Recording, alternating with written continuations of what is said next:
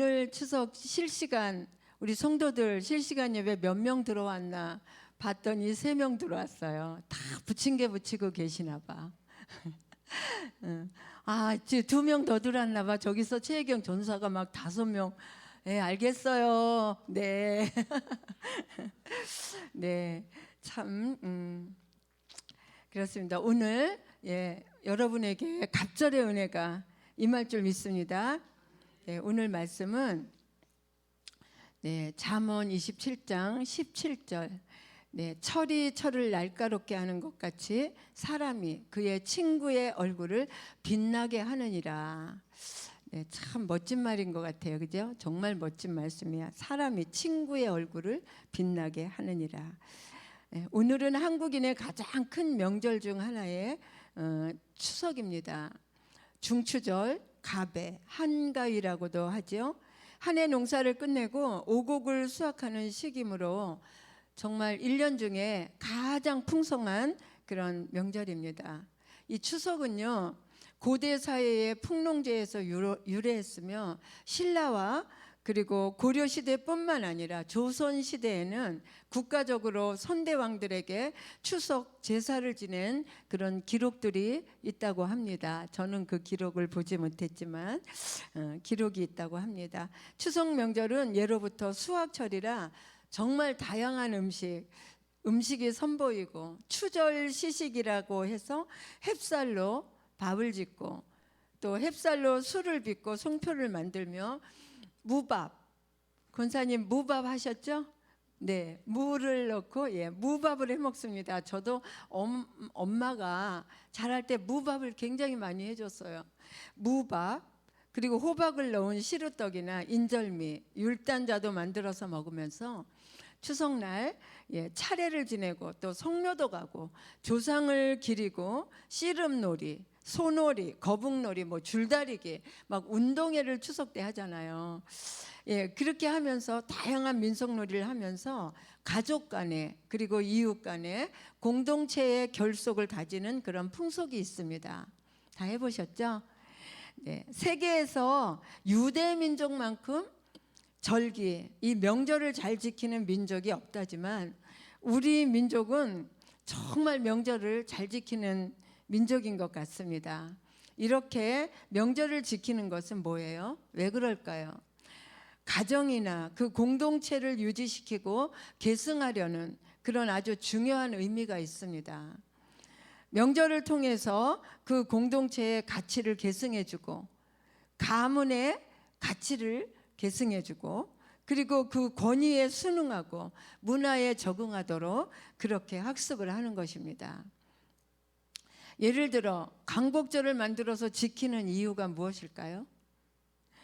그것은 바로 우리나라가 식민지 생활을 잊지 말고 그리고 기억하라는 민족 공동체의 결속을 계승하기 위한 거잖아요.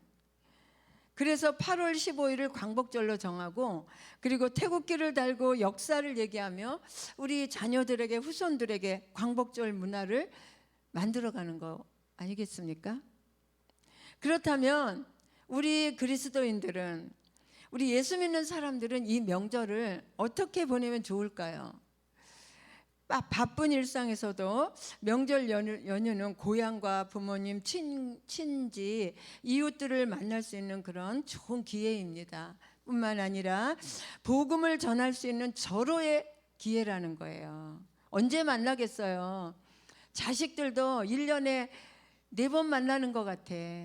생일날, 그리고 어버이날, 설날, 추석날. 언제 만나겠어요? 이때 복음을 전할 수 있는 절호의 기회로 삼고 크리스찬들은 명절을 지켜야 될 줄 믿습니다. 그래서 오늘은 추석 명절인 만큼 오늘 본문의 말씀으로 서로를 빛나게 하는 관계라는 제목으로 가족들과의 관계와 관련해서 은혜를 나누고자 합니다. 가족들이 만나면 얼마나 말다툼을 많이 하는지 몰라요. 형제가 많은 집은 더 합니다.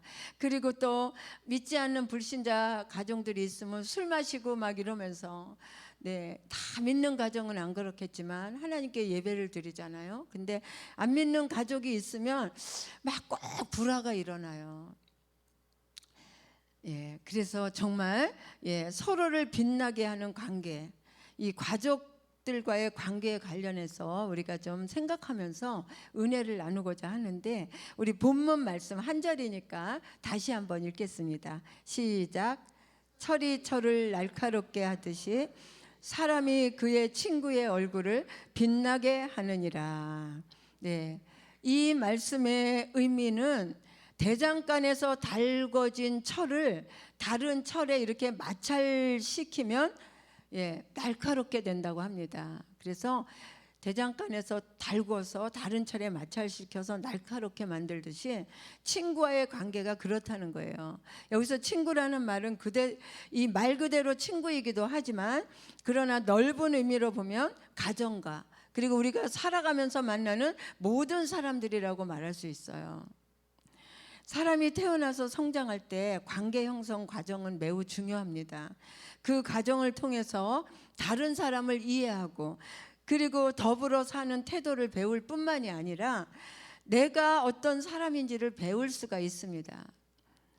그리고 이런 관계 형성의 과정 중에서 가장 우선적이고 중요한 관계가 바로 가족 관계라는 거예요.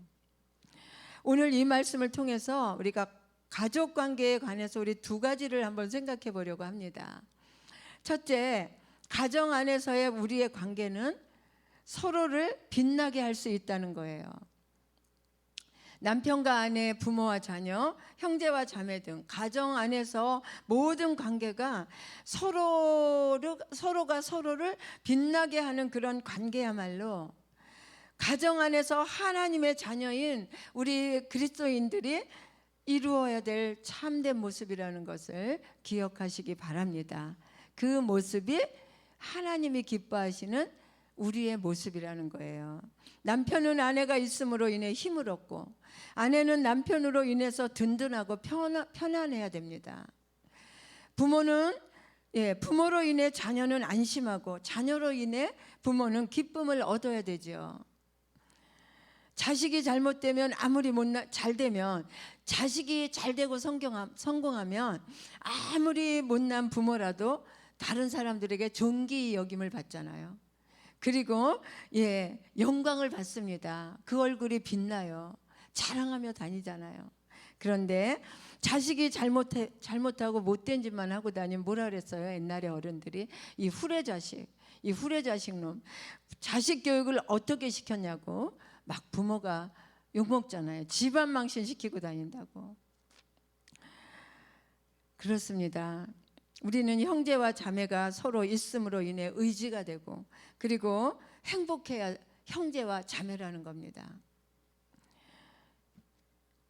네, 이렇게 많은 가정들이 이런 삶을 살아야 되는데, 그런데 그러지 못하고 많은 가정들이 서로에게 상처를 주고받고, 그리고 자녀는 부모의 근심덩어리가 되고, 그리고 그래서 깨어지는 가정들이 얼마나 많은지 이루다 말할 수가 없잖아요. 사실 우리 교회 안에도 참 많습니다. 우리는 서로의 존재 자체가, 나라는 존재 자체가 나의 다른 가족들에게 유익이 되는 것, 기쁨이 되는 것, 이것이 바로 우리 크리스찬들이 이루어야 될 그런 가정의 모습이라는 거예요.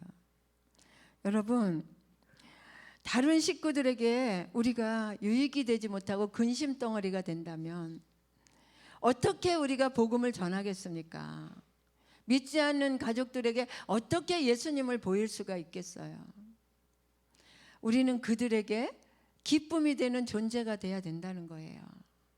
그들을 빛나게 해줘야 된다는 거예요.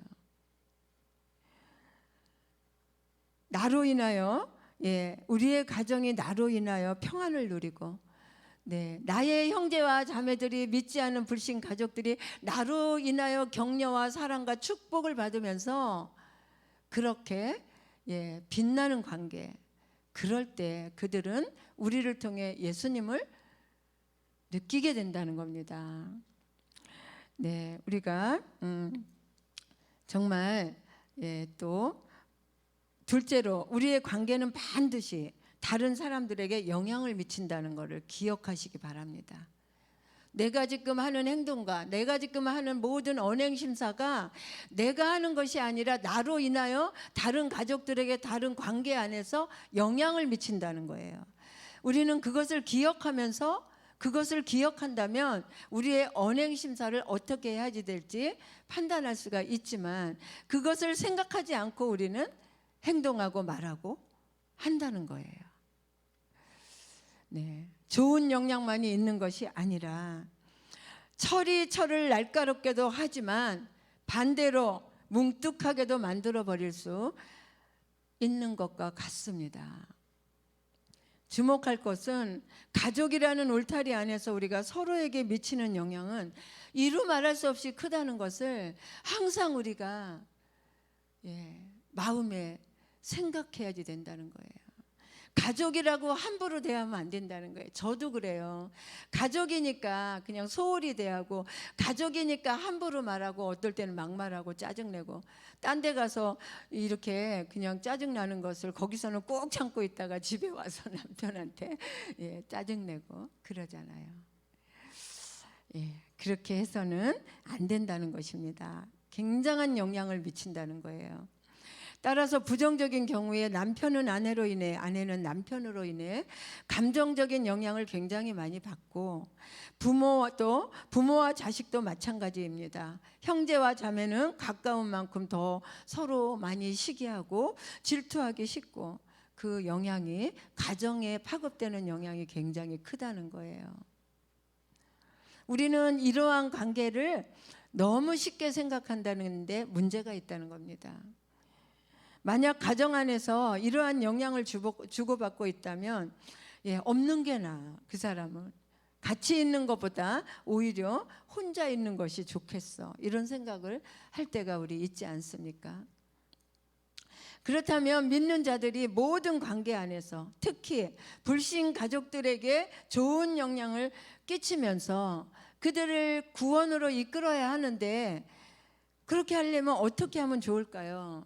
성경은 이렇게 말하고 있습니다. 빌립보서 2장 3절 4절 말씀을 한번 보겠습니다.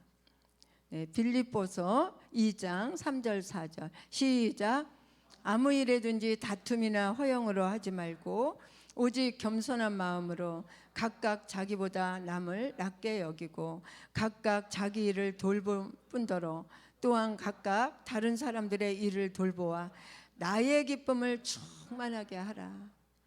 네, 하나님께서 우리가 이렇게 할 때, 우리가 이런 모습으로 화목을 이루어갈 때, 누가 기뻐하신다고요? 하나님, 우리 아버지. 우리 아버지는 우리 가정의 가장이십니다. 주인보다도 가장이라고, 가정의 가장이라고 말하고 싶어요. 그분이 기뻐하신다는가, 이 형제간에 이렇게 살아갈 때. 우리가 방금 봉독한 빌립보서 이 말씀에서 우리는 서로를 빛나게 하는 관계가 되기 위한 그런 구체적인 지침을 우리가 배우게 되는데 그게 무엇일까? 첫째로 어떤 일을 할 때 다툼과 허영으로 하지 않는 것입니다. 명절에 가족들이 모이면 함께 어떤 일을 하고 또 무엇을 결정하고 막 저도 애들이 오면은 그냥 뭘 결정하려고 지금 아주 기도하고 있어요. 그럴 결정할 일이 또 생깁니다. 그럴 때 우리는 자기 뜻대로 상황을 주도하려는 마음이 생길 수가 있어요. 그래서 자기 주장을 놓지 않고 자신을 드러내려고 할 수가 있다는 것입니다. 그러나 성경은 우리가 일을 하되 그렇게 다툼의 방식 그리고 자신을 드러내는 방식으로 하지 말라고 합니다. 뜻밖에도 이 좋은 명절이 다툼과 아픔의 시간이 될 수 있다는 것입니다.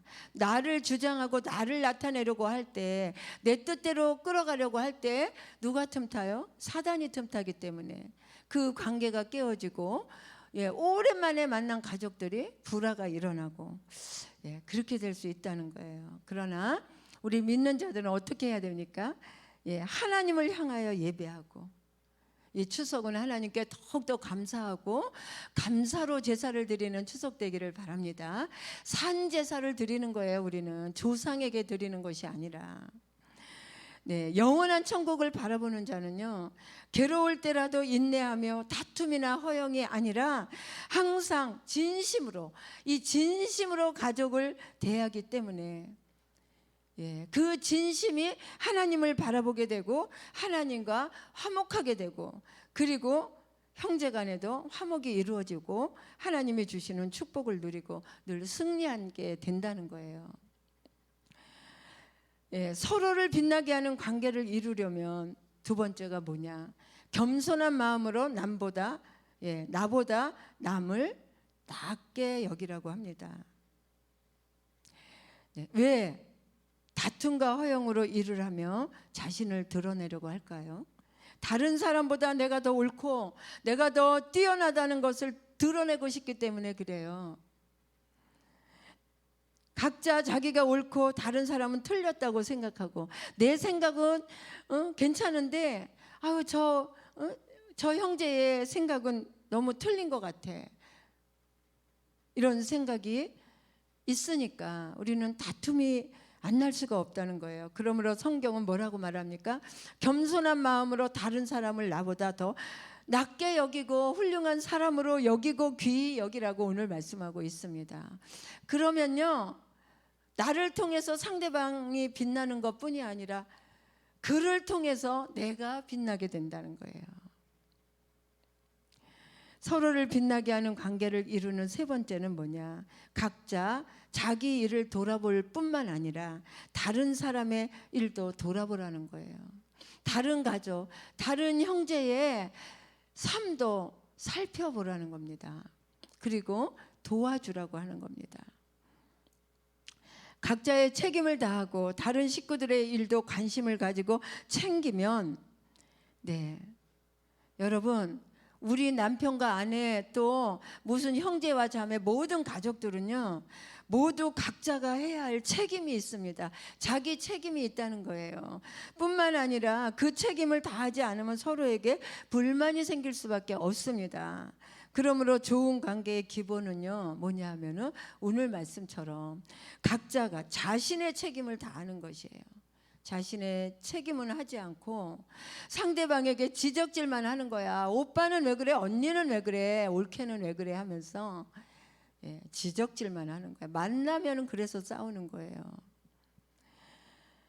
그러나 여러분, 자기 할 일을, 자기 책임을, 예, 다 했다 할지라도 좋은 관계의 기본은 자기 책임을 다하는 것이지만, 그러나 그보다 업그레이드해서 플러스 알파로 더 좋은 관계, 더 빛나게 되려면 뭐 하느냐?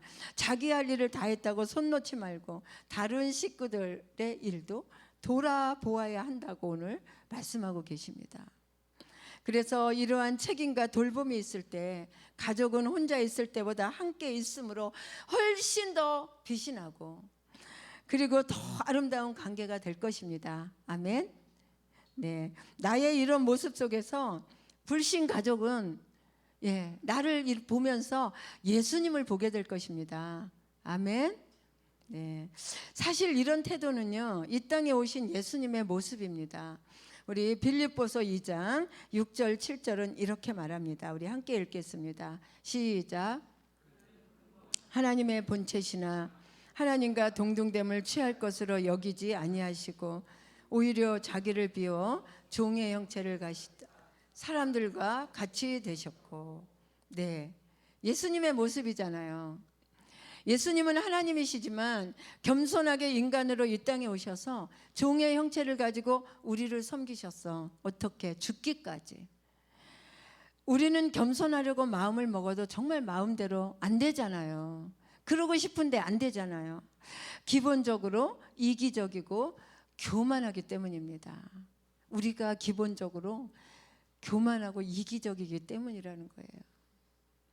그런 내 자신을 돌아보고 살펴보면 삿대질이나 지적질을 덜하게 됩니다. 여러분, 자꾸만 지적질하고 자꾸 삿대질하는 사람 속에는 뭐가 들어있는지 아세요?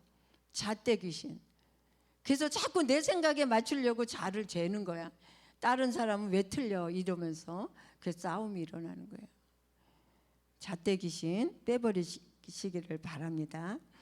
네, 우리는 예수님을 통해서만 진정한 겸손한 삶을 살아갈 수 있습니다. 가정 안에서의 진정한 행복, 서로가 서로를 빛나게 하는 관계의 비결이 바로 예수님 안에 있다는 거예요. 우리가 성령 충만해서 하나님의 말씀을 주야로 묵상하면서 오늘 이 말씀, 이 말씀을 주야로 묵상하고 예수님 안에 있을 때 우리는 가능하다는 겁니다. 제가 초등학교 다닐 때 도덕책에 나오던 의좋은 형제가 이야기가 있었습니다. 다 아시죠? 우리 도덕책에서 여기 안 배우신 분 없을까요? 도덕책 생각나시죠?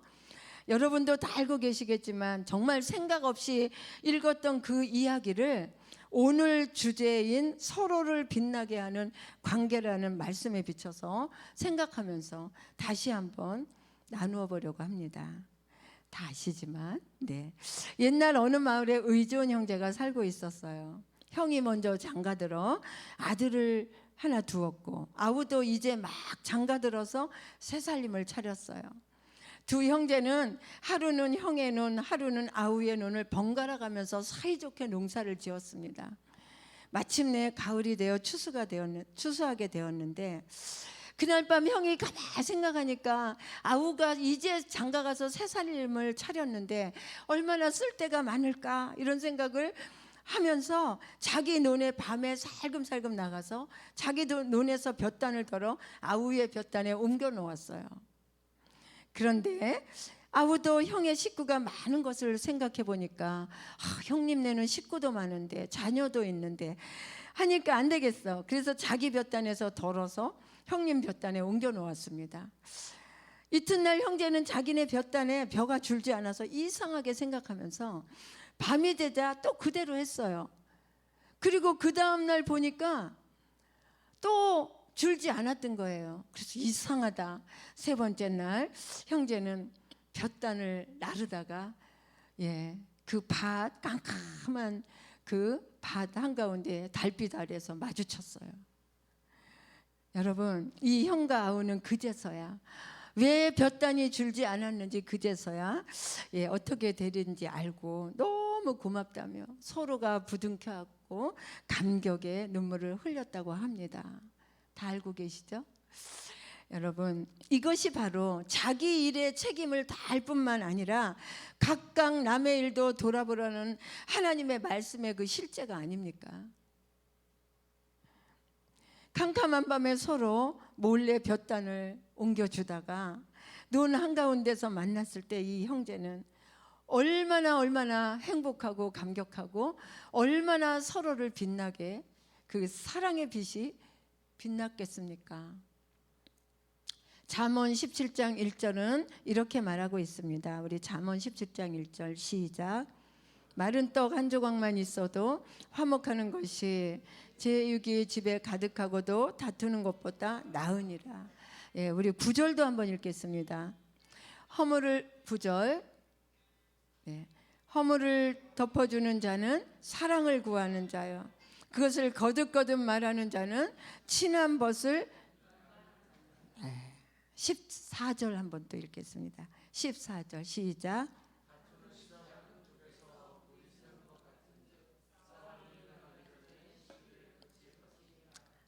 22절도 한번 읽겠습니다. 22절 시작. 마음의 즐거움은 양약이라도 뼈를 마르게 하느니라. 여러분, 올 추석은 정말 오늘 말씀을 정말 명심하면서 가족들을 만나게 되기를 축원합니다. 마지막으로 올 추석 명절에 꼭 해야 할 일이 있습니다. 그것이 뭐냐?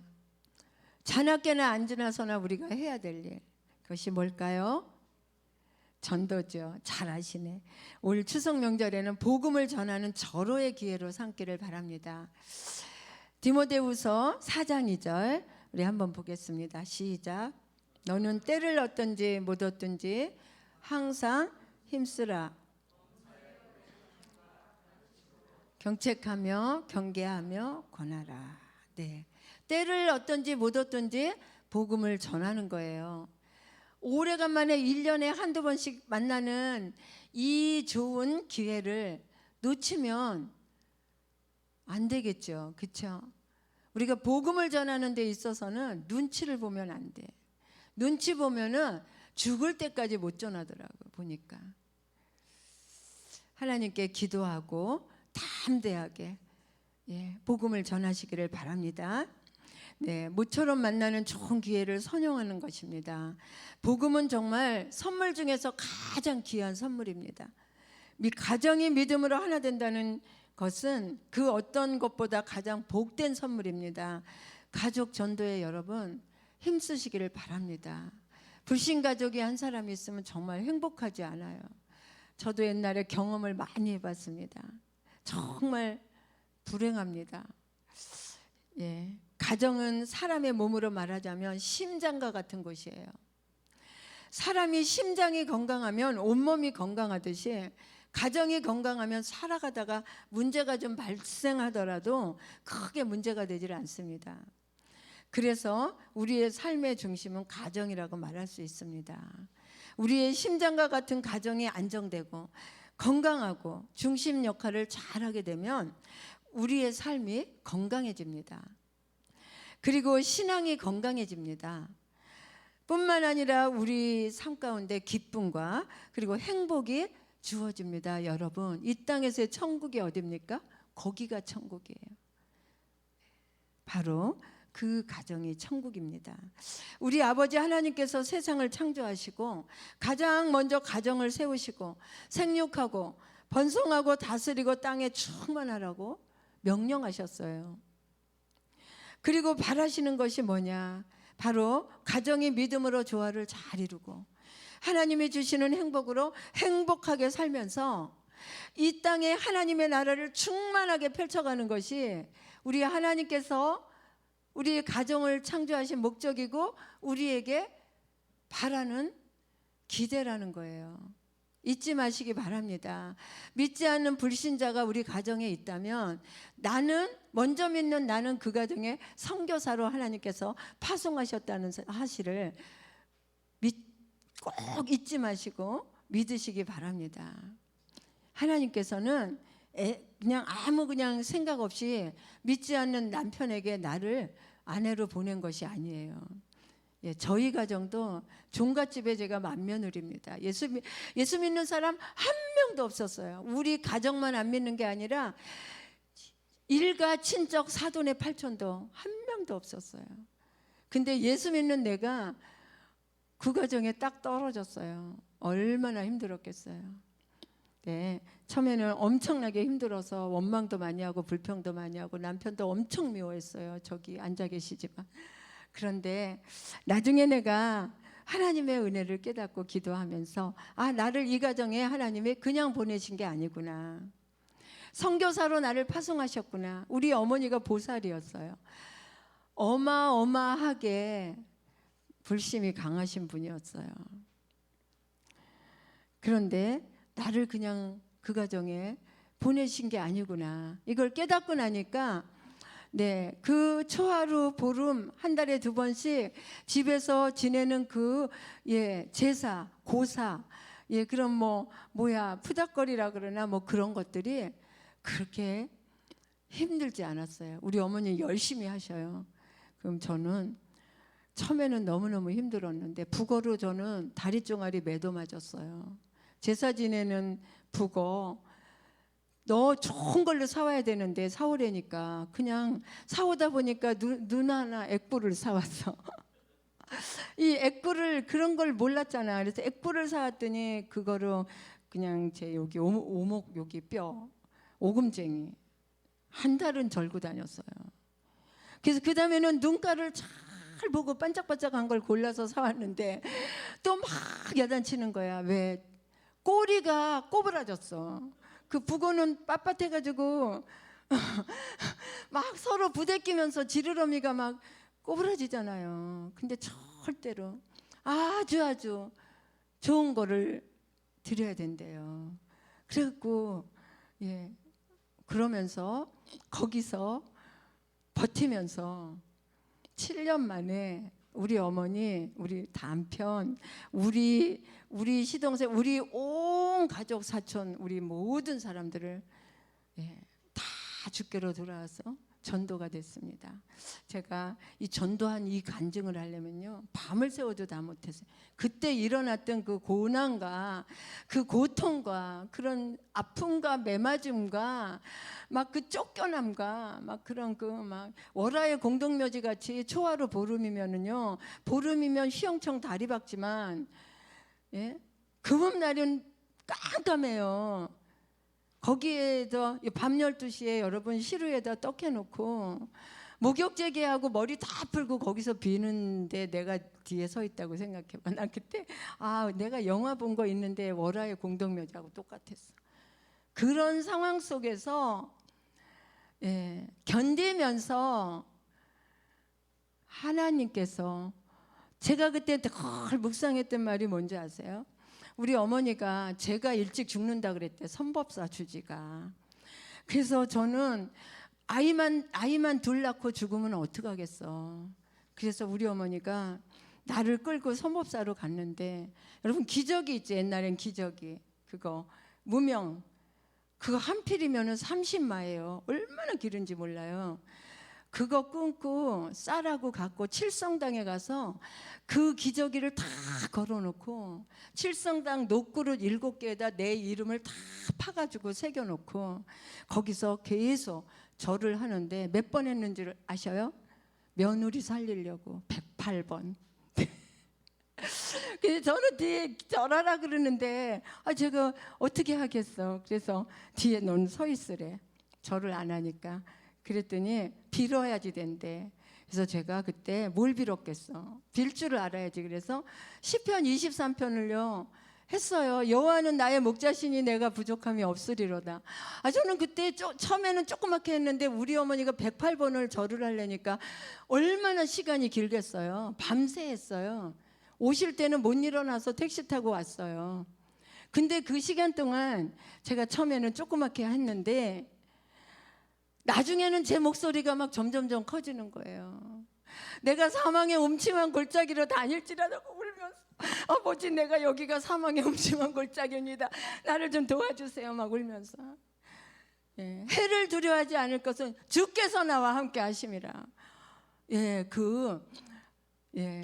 주께서 내 원수의 목전에서 내게 상을 베풀어 주시고 기름으로 내 머리에 바르셨으니 내 잔이 넘치나이다. 내가 여호와의 집에 영원히 거하는, 끝날 때 되면 우리 어머니가 절이 끝나. 너무 신기하더라고요. 근데 우리 어머니가요, 당신이 막 비는 그 기도에 너무 심취하셔갖고 내가 성경 암송을 그렇게 큰 소리로 하는데도 못 들어요. 그리고 나서 너도 이제 박씨 가문의 귀신이 다 됐다 하면서 이뻐하면서 두드려주면서 칭찬하면서 잘 빌었다고. 박씨 가문의 귀신이 다 됐다고 그러셨어요. 그런 어머니가 그런 어머니를 전도했어요. 여러분 벌벌 떨면 안 돼. 벌벌 떨면은 절대 전도 못 해요. 언젠가 한 번은 부딪혀야 돼. 근데 벌벌 떨면 약하면 약자에게 더 강하게 덤비는 게 사단의 속성이잖아. 언젠가 한 번은 부딪혀야 되니까 네가 강하냐? 그럼 나는 너보다 더 강하게. 어떤 사람이 그랬대. 남편이 하도 소주 2엎드리를 들고 와서 술 잔뜩 채고 소주를 2엎드리를 먹으면서 주정을 하길래 술도 못 먹는 이 집사님이 그래? 좋아. 넌 2엎드리 먹냐? 그리고 나가서 자기는 4엎드리 사왔대. 그래가지고 그거를 그냥 대고 막 먹으니까 막 나팔을 부니까 이 남편이 깜짝 놀래가지고 그냥 막 때려부시려고 그러다가 그냥 조용해지더래요. 여러분 자꾸만 눈치 보면 복음 못 전합니다. 저도 엄청나게 눈치 많이 봤죠. 어떻게 하면 어머니 비유에 맞추고 어머니를 잘 모셔가지고 어머니 마음에 들어서 전도할까. 물론 그것도 했죠. 그런데 복음을 전할 때는요 정말 기도하고 세게 전해야 돼. 세게 전해야 돼요. 우리 어머니가 교회 오면서 교회 처음에 나오실 때 제가 어머니하고 딱 조건 걸었어요. 무슨 조건이냐면은 담대하게 조건 걸었어요. 어머니, 제가 6개월만 교회에 처음 나오셨으니까 6개월 동안 여기 있는 부족 다 떼고, 베개 속에도 이불 속에도 저 박송일 집사 양복 속에도 부족이 얼마나 많은지 몰랐어. 대문까지 붙여. 다 그럼 창피해가지고 누가 우리 집에 올까봐 나는 너무 싫어. 대문에도 붙어 있으니까. 부족 다 띄고, 염주 얼마나 많은지 몰라. 한 보따리야. 그리고 또 경전, 제가 불교 경전을 외우라 그래서 제가 외워서 많이 외웠어요. 다 읽어봤어. 우리 저 잘합니다. 안 해서 그렇지. 고마타 붙다라 그거 잘해요. 그거 외우라 그러고, 그래서 내가 어머니가 그렇게 하시고 맨날 집에서 목탁 치고 그랬으니까 교회 나갔으니까 6개월, 딱 6개월. 어디서 그런 담대함이 나왔는지 몰라. 하나님이 그렇게 안 해주셨으면 나 어떻게 할 뻔했어. 6개월만 어머니하고 나하고 계약을 합시다. 그래서 어머니가 맨날 집에서 목탁도 드리고 이렇게 연불 외우고 이거 다 붙이고 하셨던 것처럼 딱 6개월만 다 띄고 내가 하려는 대로 좀 하시고, 6개월 지나서 그때 우리 집에 무슨 일이 있었어. 제가 많이 아팠어요. 제가 죽는다 그랬어. 그러니까 선법사 주지가 내 사주가 죽는 사주래. 9수라고. 괜히 가서 그 토정비결을 보고 와가지고 혼자 벌벌 떨면서, 하나님이 그렇게 역사하신 것 같아. 며느리 죽을까 봐. 그래서 제가 6개월 동안 안 죽고 잘 살아남으면 어머니가 예수 믿는 거고, 제가 아픈 게 이게 안 나면 제가 어머니 따라서 어머니 원대로 종갓집 맏며느리니까 이거 내가 다 인수받아서 하겠다고. 그랬더니 어머니가 가만히 생각해 보니까 좀 말이 되는 것 같은가 봐. 왜? 절대로 그런 일은 없거든. 하나님을 안 믿으니까 해결될 일이 없거든요. 그래서 좋다 그랬어요. 그래서 6개월 동안은 막 카세트 갖다가 틀어놓고 찬송가 맨날 틀어놓고 성경, 어머니가 그 카세트 막 연불하는 그걸 아주 그냥 주구장창 틀어놓거든요. 그거 막 계속 틀어놓고, 그러니까 찬송을 나도 계속 듣는 거야. 막 24시간. 그리고 어머니가 절에 맨날 가신 것처럼 6개월만 공식 예배는 다 가시는 거예요. 그리고 6개월만 지나면 내가 어머니가 죽으라 그러면 죽는 것까지 하겠다고. 6개월이야. 왜 6개월이 나왔는지는 나도 몰라. 그냥 말이 푹 나온 거예요. 그래서 6개월 동안 우리 어머니가 새벽에 교회를 가셔서 어쩔 수 없잖아 이제. 그리고 가다가 막 넘어지고 2층에서 떨어져서 막 다리도 부러지고 교회 못 가게 하려고 악한 사단들이 별짓을 다 했어요.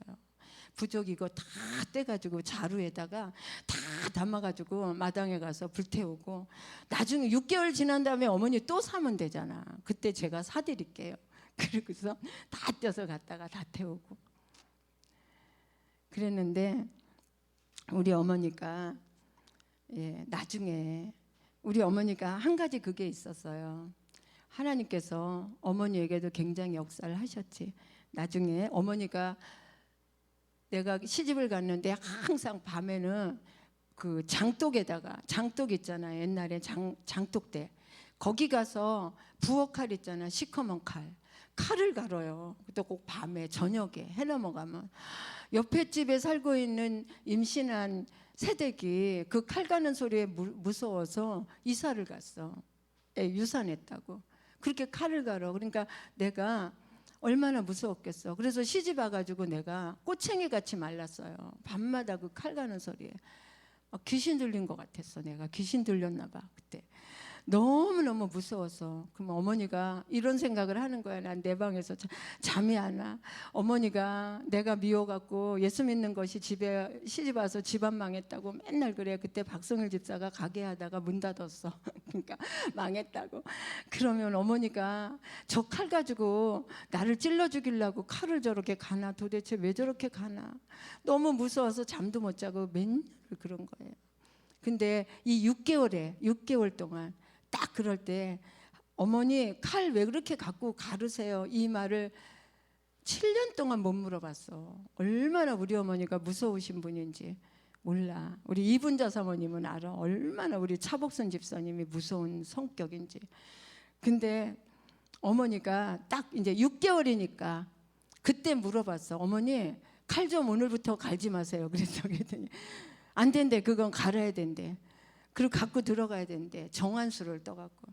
그래서 왜 그러시는데 그때 처음 물어봤어요. 그랬더니 우리 어머니가 나는 밤에 자려고 눈만 자면 네 시아버지도 오고 그리고 할아버지도 오고 죽은 조상들이 다 와서 계속 치맛자락을 잡아당기면서 가자 그런다는 거예요.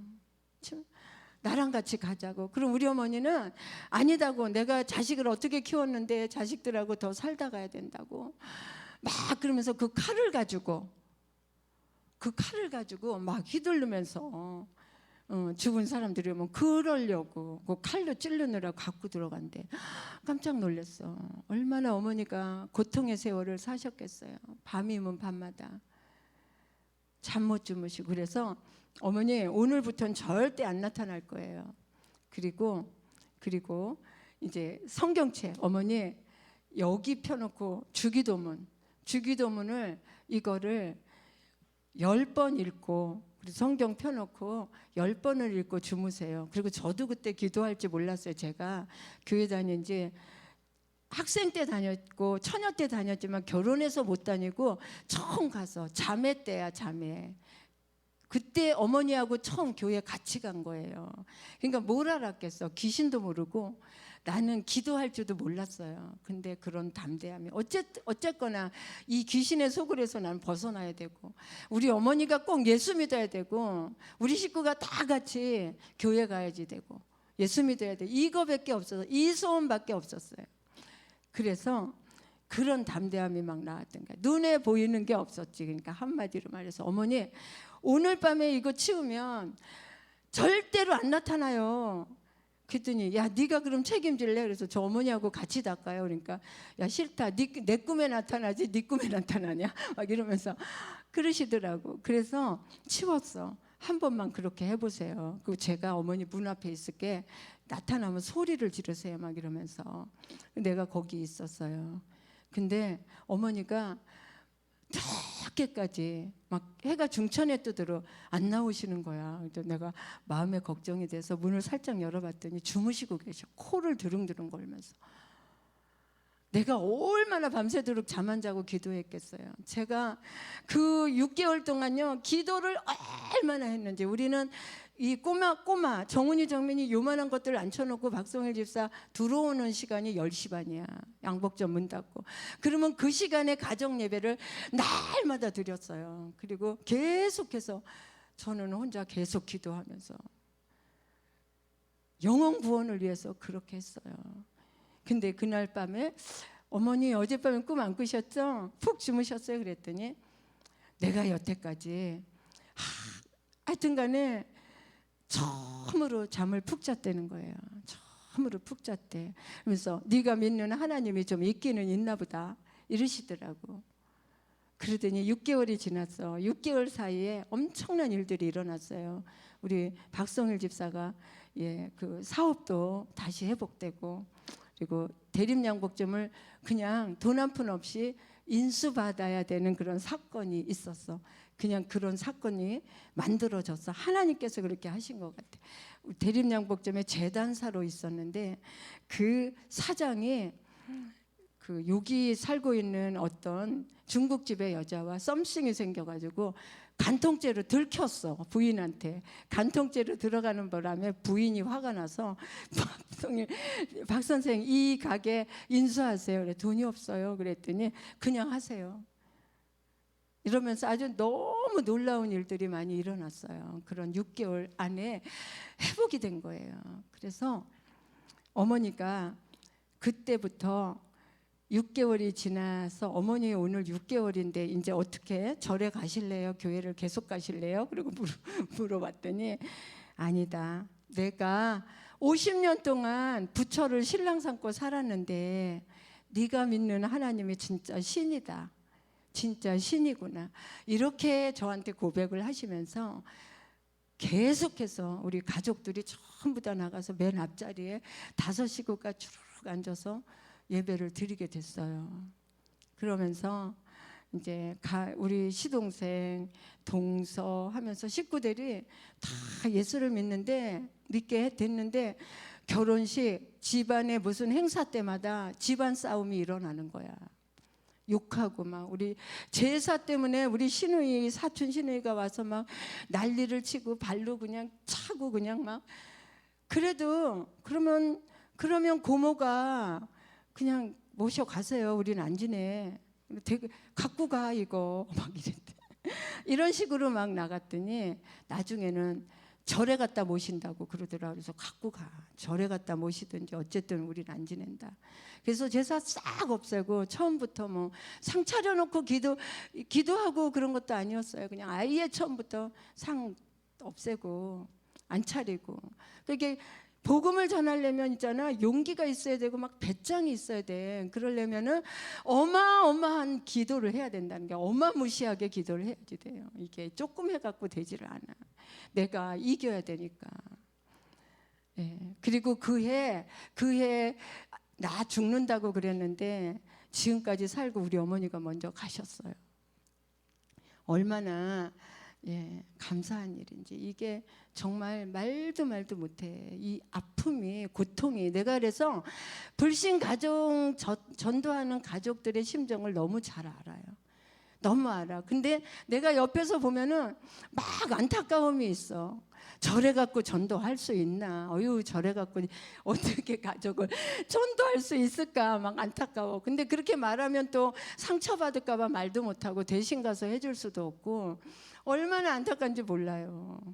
이게 그냥 강하고 담대하게 예수님이 책임져 주셔야지. 나는 이 6개월이라는 말이 어떻게 나왔는지 내 입에서 나왔고, 내 입에서 나온 그 말을 예수님이 그냥 책임을 져 주셨어요. 6개월 안에 남편의 사업도 생기고, 그리고 병도 낫고 건강해지고 여러 가지 일들이 많았지만 하나님이 다 책임져 주시고, 저는 그때가 우리 정훈이가 7살 때인데, 큰아들이, 저 여태까지 우리 정훈이가 49입니다. 여태까지 이렇게 잘 살아서 여호와께서 내 원수의 목전에서 내게 잔치상을 베풀어 주시고 기름으로 내 머리에 바르셔서 내 잔이 넘치는 축복이 우리 가정에, 나뿐이 아니라 우리 가문에 임했다는 거예요.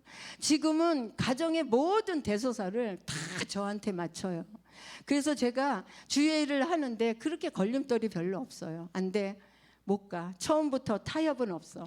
언니 주일날 결혼하는데 하나밖에 없는 조카 안 오면 어떡해? 그래서 안 돼, 못 가, 안 가. 그냥 안 가요. 전날 가서 부주 있잖아. 그냥 10만 원 할 거 곱으로 따따블로 해서 많이 주면서, 언니는 주일날 안 된다, 예배 드려야 된다. 그리고 부주 또 많이 주고 와. 그러면 더 좋아해. 그러면서 모든 대소사 행사가 저한테 잘 맞춰졌어. 이날 주일날 하면 고모는 뭐다, 이날 하면 뭐다. 그래서 집안의 행사로 인하여 내가 사역하는데 걸림돌이 없어졌어요. 하나님, 저는 제가 그 불당 앞에서 시편 23편 제가 너무 좋아합니다. 힘들 때도 언제나 저는 제가 혼자 기도할 때는 기도의 마무리 기도를 시편 23편으로 합니다. 여호와는 나의 목자시니 내가 부족함이 없으리로다가 아니고 내가 부족함이 없습니다. 이렇게 기도합니다. 끝에를. 주께서 나를 그 말씀대로 불당 앞에서 계속 그렇게 암송하고 그렇게 했던 그 말씀대로 그대로 이루어 주셨다는 거예요. 근데 이게 절로 되는 게 아니라는 거야. 우리가 이렇게 명절 때 만날 때 여러분, 이 신앙으로 인해, 신앙 문제로 인해서 싸울 수 있어요. 싸울 수 있어. 그러면 이 사람을 전도하기 위해서 내가 분함 하나 싸울 거잖아. 보나마나 싸울 거면 어떻게 해? 마음을 미리 내가 사야지. 그 사람의 마음을 얻기 위해서 내가 노력을 하고, 예. 네, 뭐 선물을 많이 산다든지 뭐 특별하게 한다든지 그 사람의 얼굴을 좀 빛나게 해줘 보세요. 예, 립 서비스는 왜 어디다가 왜 못합니까? 정말 좋은 점, 잘하는 점 계속 들춰내면서 칭찬해주고 격려해주고 선물도 갖다주고, 그러면서 예, 슬쩍 우리는 어디로 가겠어요? 성경으로 돌아가야죠. 절대로 덤벼들지 않아요. 우리가 그걸 안 하니까 그래요. 그래서 정말 명절 때 되면은 정말 안타까움이 있어요. 때를 얻든지 못 얻든지 우리는 전도해야 됩니다.